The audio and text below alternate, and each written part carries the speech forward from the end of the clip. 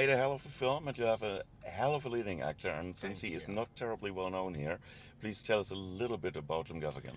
Jim Gaffigan is a megastar in the States. He's a comedian. He's a stand-up comedian. That's what he's most known for. But he's uh, absolutely a wonderful dramatic actor, and I think shows off his cards in this film quite a bit. So yeah, I think he's hopefully somebody who's going to becoming more well known out here in Germany and all that kind of thing.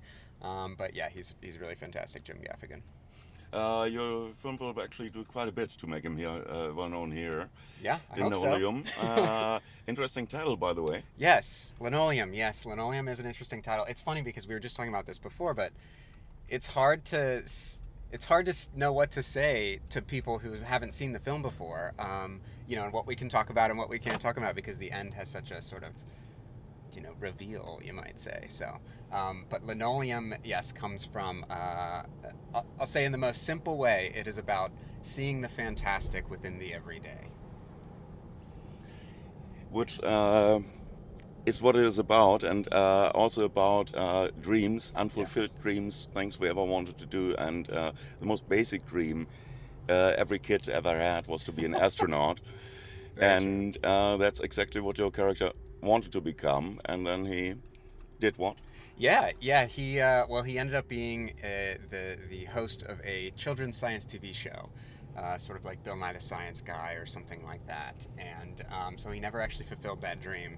So throughout the story, we actually sort of see him dropping the rest of his life and trying to fulfill that dream of being an astronaut by essentially building a rocket ship in his garage. So Exactly. And before that happens, of course, strange things start happening. Starts falling out of the sky. this is true. Yes, within the first 5 seconds of the movie, a 1969 Corvette Stingray falls from the sky, and that's just the beginning. More and more starts to happen that sort of makes him start to question his reality and what's happening, and obviously the audience too, I think, starts to do that, and it all kind of hopefully comes together towards the end. So Oh, it certainly does. But we talked about it a little bit before. yes, We cannot bring any spoilers into this one. right, no spoilers, no spoilers. Since we talked about your actors, you have the wonderful Rhea Seehorn, known Yes. to each and everybody from Better Call Saul, Oh even though yes. many other series Many and other series. before. I described her as wonderfully abrasive. Yes. She is in a way, isn't she? She is in her character is yes, of course, but she is the most lovely person of all time. She was such a professional on set, and yes, Ray Seahorn is just a level I have never worked with before. She is so professional and so on it. She really brought so much to the character that sort of this nuance. I remember she showed up on the first day, of rehearsals and things, and she had all these great ideas, writing ideas, and I think it comes from her many, many years in television and sort of sculpting these characters over years and years and years. And I think we ended up using a lot of that material that she brought to the character and kind of like instilling it. And so I give a lot of credit to her for really making that character of the Aaron Edwin character so full, and so full of life. And she's the best. She's the best.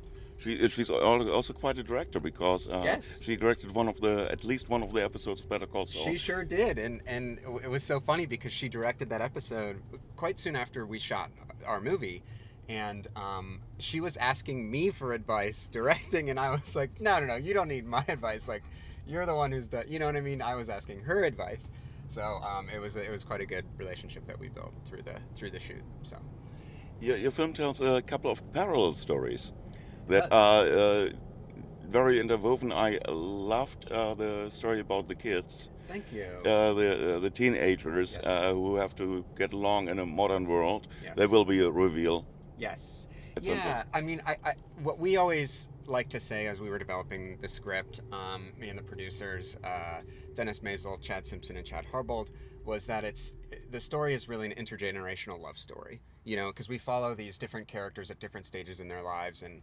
they're all sort of more related than you may think by the end. But at its core really a story about love. It's a love story, told through a whole lifetime. And yeah, the younger kids played by Caitlin Nacon and Gabriel Rush, they really had such a chemistry on and off set, on and off camera. Like it was so fun to their big sort of scene is what I like to say, we call it the train scene, right, where they sort of fall in love as they kind of wander around this old broken down train. And we shot that on the day, and it was good, and we liked it, and it was sort of, we shot it very typically and sort of with normal coverage. And then as I was watching the dailies that night, I was like, we need more visceral, cerebral, like that. This needs to feel like falling in love, the way in which we're shooting this. And so what we ended up doing was going back out with a skeleton crew one night, sort of, off the books, and took the actors, and it was just me and the actors, one producer and our DP, and we just played around that area in the grocery store and stuff, and just captured a lot of really natural things, and I think it worked. I mean, it was very kind of fun, and it made me fall back in love with filmmaking in a lot of ways, the freeness of it. So yeah, that was a good, I'm glad you brought them into the fold, because they're a huge part of the movie. I don't think they get enough credit. So There's a very Spielbergian feel to your film.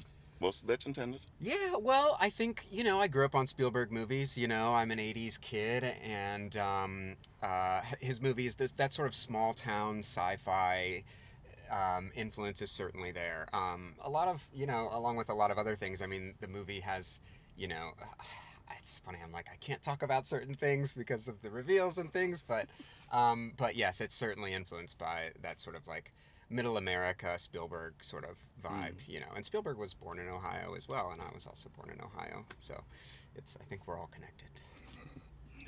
The Rayard sequence, I found some similarities to. It had some Coppola-esque stuff Sure. too. The Outsiders. Yeah, absolutely. Yes. Great, Yes. great info. I mean, it's funny, I think like this movie, more than any of the other films that I've worked on, was it's like it stole from so many people, like in a lot of ways, I think, and it somehow wound up, I think, being its own, but definitely kind of took pieces from Coppola and Spielberg, and Donnie Darko, and these kind of like suburban tales that are a little bit elevated, so that's certainly in it. It is definitely a masterpiece, but it's so hard to pitch this your film because of the reveals. Yeah. I mean, basically, I used the phrase of astronaut. I used to call upon astronaut and space cadet. Yes. Are they in a way the same? I think so. I mean, I'm a little bit overwhelmed right now because you called the film a masterpiece, which I think is very. Which it is. I'm very, very stunned by that. But thank you very much. I do think that it is a hard movie to even after you see it, and after you can freely talk about it. I do think there's a lot of it's this sort of like cosmic tapestry that is kind of woven together in front of you, and I do think that is hard to, in a way, digest, but especially when we were trying to get funding and get it developed and all that stuff, it's like, but I think a lot of people would read the script and they would just cry at the end, and they're like, well, I don't even know why I'm crying, I barely even understand what's going on. But I think that emotional core is really what makes the movie so special.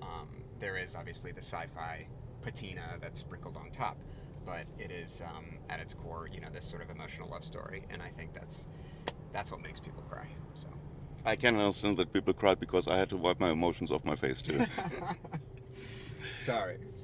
No, it's good. It was cathartic. Thanks, thank you. And also, you have the wonderful Tony Shalhoub in a very small role. Yeah, Tony was great. Yeah, he came up for just a day to shoot with us, but what a powerhouse that guy. What a and him and Jim Gaffigan had actually worked together about 30 years ago and hadn't seen each other since. So it was kind of a reunion for those two. Very early in their careers, they had worked together, so that was kind of nice. But yes, Tony Shalhoub, such a professional, such a great guy to work with, and brought so much to that character. That really bizarre doctor character that he plays, I think it was hard to nail, but he really had the charisma to do so. So, yes, very happy. So you spoke about financing because it's not a low budget movie, or at least it doesn't look like it. That Well, must have been hard to thanks. get it I together. mean, yeah, it is in the grand scheme of things a low budget movie, but we definitely had enough to make it, and we were very happy with that.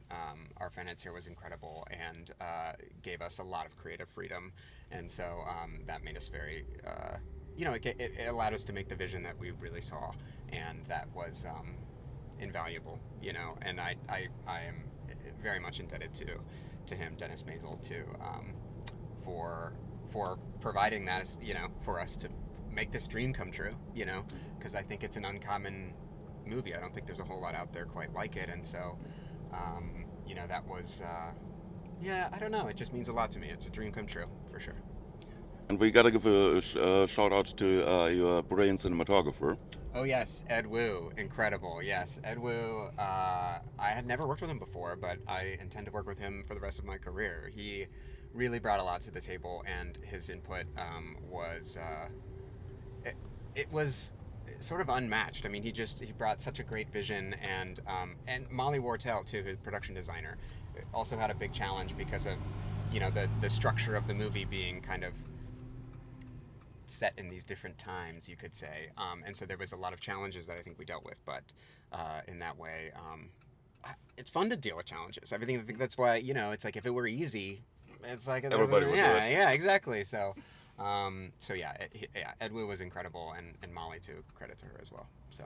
Yeah, because you create something. I don't know if it even still exists. This perfect suburbia.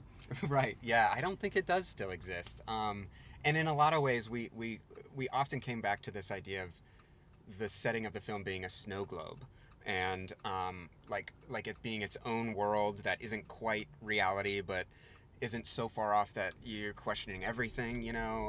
So it was certainly it was certainly like I said, a challenge, but I think fun, just genuinely fun to play in that world. So. And most of all, it's a film about dreams and about, yeah, well, also regrets. Because if you're talking about dreams, Sure. regrets will have to come into the picture, don't they? Absolutely, yeah. It is a film about dreams and aspirations, and regret is a big part of this. But I think that, you know, throughout the film, it sort of comes back. It sort of circles back on itself. There is a lot of sort of little sayings in the film that kind of pop up again and again. Things like "it's not that simple," and I think that, yeah, I'm definitely interested in that idea of aging and what that means and what that brings to the table as far as like your dreams and aspirations, and yes, certainly regrets, but sort of like how to kind of fight that entropy of aging. And obviously in the movie there's a lot of sort of science crossovers, and so it deals with almost like this idea of like what's happening physiologically or sort of um, you know naturally, and then what's happening like up here in the mind, and how those are two kind of disconnected things, and how we can kind of like pull ourselves out of the kind of like the regret if we exert enough effort to do so. So yeah. Since we're now driving through the mean streets of Oldenburg, and Yes. you arrived yesterday, I take I it. did. Yes, I arrived yesterday. So. So what's your take on Oldenburg so far? Oh, I love it. It's so great. It's such a like a unique town, I think, with a whole sort of like walking city center. Really like that. Obviously, we're in a car now, but most of the town, most of the city is a very walkable sort of place. But yes, I love Oldenburg, and the festival's so amazing. We're quite safe because if you try to walk here, you have to make sure not to be run over by a guy on a A bicycle bicycle. or a person on a bicycle because Yes. they're quite reckless here. Yes, they are. They are. You But already noticed. I have noticed. But I'm a big bicycle rider back home in the States, so I respect the bike for sure. Which begs the question: where do you currently live? I live in Los Angeles. Yes, I do. Yes. Not the easiest place for people on a bike. It is not a bicycling city, sadly. So, but I do my best. I get out there still, and I make the cause worthy. So we'll see. But yeah. So, since we spoke about favorite movies, and yours is definitely in the running to be one of mine at this festival. Definitely, it's my favorite film of the festival. Thank you. That's very kind of you to say. I don't know. You made a hell of a film, but what are your favorite movies? I often go back to like the films, some of these like suburban films like we were talking about, the Donnie Darko I really like. Things like the Charlie Kaufman films, being John Malkovich, stuff like that. That's kind of, it's like they take place like in sort of a world that's just like ours, but just a little off, and I really kind of find that to be true about, I think that's where my own mind is. It kind of exists in this place where, like, I think because I sort of look at things so subjectively. I mean, we all do, but I love those movies that have a kind of subjective lens. So, yes, the kind of Kaufman-esque stuff, or, and honestly, like, I'm kind of a sucker for silent films, so I'll definitely watch those a lot too. So, so yeah, kind of a different scheme, but yeah, those are some of my favorites. To coin a phrase, should we call it weirdo cinema? We could do that. I like that. Yes. In a good way. In a good way. I like it for sure. Absolutely. Yeah. And I think this kind of concludes our interview. Great. It's been a pleasure talking to you. It's been a pleasure talking to you. Yes, for and, sure. Thank you so much for that great film.